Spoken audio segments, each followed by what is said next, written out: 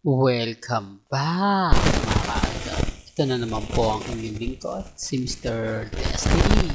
At magbibigay po tayo ng pinakamainit na update po ngayon sa social media.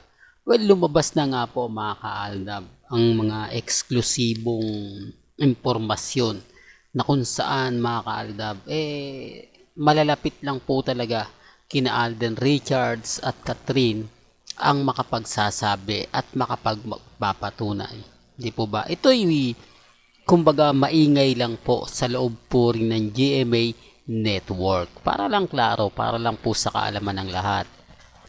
Remind ko lang po ulit mga ka-Aldab. Alden Fanatics po ako. Aldab po ako. Kaya mas alam ko po ang mga istorya about kay Alden Richards. Kaya hindi nila po pwedeng sabihin na kumbaga puro fake news lang po tayo. Although kay Catherine, aminado naman po ako mga ka-Aldab, wala po tayong kumbaga kaalam-alam dyan. Mga Katnil fans ang nakakaalam po niya kasi 11 years na nga po sila. Hindi po ba? Pero yung kay Alden Richards, lahat ng malalapit sa kanya since 2015, kabisado na natin yan. Lahat ng mga nanlilang sa kanya, lahat ng mga taong nasa paligid niya. Di po ba? Kaya ang sabi ko sa inyo, Alden Defender din po ako. Aldab Defender din po ako. Kaya pag sa tingin ko hindi po maganda talaga yung mga binabalita, doon lang po naman po ko nagbibigay ng mga reaksyon. Kaya nga po ako natatawa na lang sa mga kumbaga sinasabi nila, komento po nila. Ngayon, eksklusibo po na literal na ginagamit nga po ng GMA Network si Alden Richards para nga po makakuha ng impormasyon. Ang makakuha ng ano ba yan, Mr. Destiny? Ang ibig kong sabihin mga kaaldab, makakuha yung simpatya, makakuha yung kumbaga hidden agenda na kung saan nga po mga kaaldab, talaga naman pong mapapaisip po kayo. Ito po yung sinasabi ko at lagi kong pinapaliwanag na ginamit lang po si Alden para makuha po yung atensyon ni Catherine. Ang bali-balita ko po kasi mga kaaldab, kinukuha po ng GMA Kapuso si Catherine. Grabe no, ang dami ng artista ang GMA Kapuso. Pero bakit kinukuha pa po nila? Para maging stable na talaga.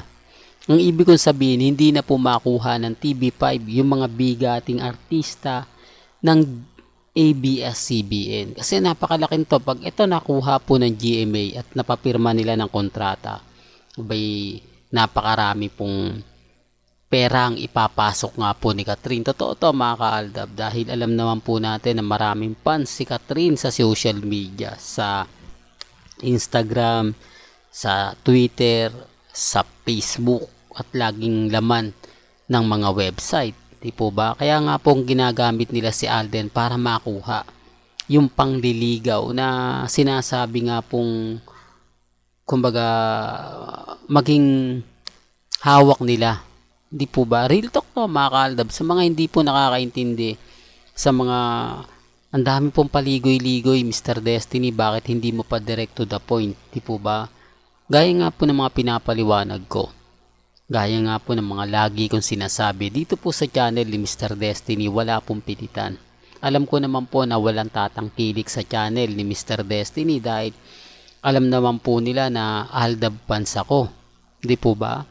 Pero bago nga po pala natin ituloy itong magandang update natin, kung bago ka lang sa channel na to, at isa kang true-blooded Aldab Nation na nagmamahal kina Mengay at Tisoy, tama po ang channel na pinuntahan mo, kaya consider na po kitang bagong subscriber. At huwag mong kalimutang i-share ang mga video po natin sa mga mami, sa mga titas at sa mga senyor. Remind ko lang po, dahil nga po sa mga issue na yan, dahil nga po sa mga bali-balita na yan, kahit papaano may nalalaman po kayo, may naiintindihan po kayo.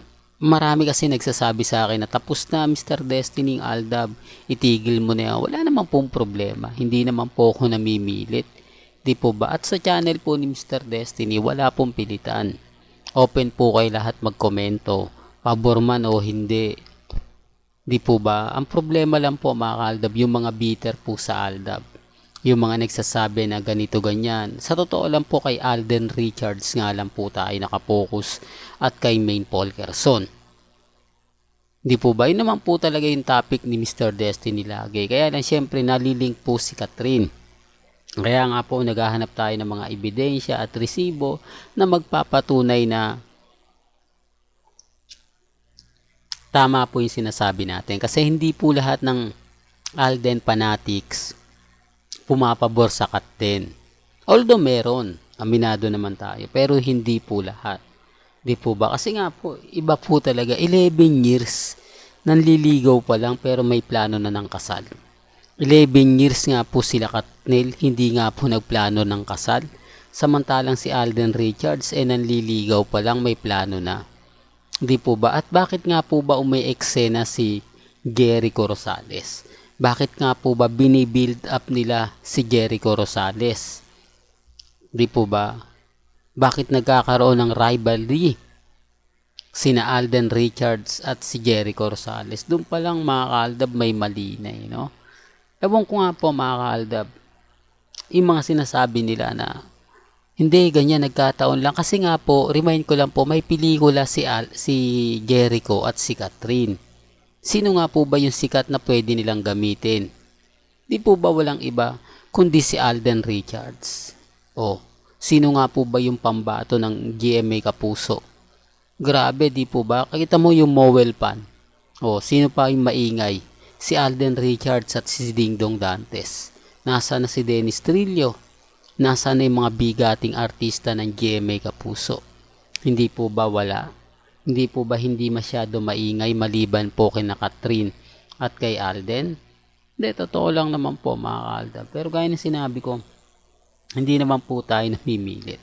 At wala naman pong pilitan sa channel ni Mr. Destiny. Kung ano lang po yung mga sinasabi nila, kung ano po yung mga pahayag nila, okay lang. Ang importante lang naman po kasi sa akin, makapagbigay ako ng update sa inyo. Lahat ng mga kaganapan, alam po ninyo. Although yung iba nagre-react, hindi, huwag niyong tatangkilikin si Mr. Destiny. Puro fake news yan. Gaya nga po ng pinapaliwanag ko sa inyo, Alden Fanatics po ako since 2015. At Aldab po ako. At Maine Fanatics din po ako. Kaya mas marami po kong alam yung mga taong malalapit na pwede naman natin tanungin. Na hindi naman sila pwede magsabi na ganito ganyan. Di po ba? Ito'y base lang naman po sa mga impormasyong nakukuha ko.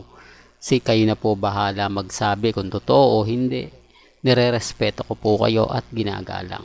Hanggang dito na lang po ang ating latest updates. Kaya kung gusto nyo pa po ng pinaka-latest at sariwang update, abay tumutok lang po kayo dito po sa channel ni Mr. Destiny para updated po kayo sa mga latest at sa mga bagong video po na ilalabas po natin maya-maya lang. Hanggang sa muli, salamat po sa panonood at pakikinig.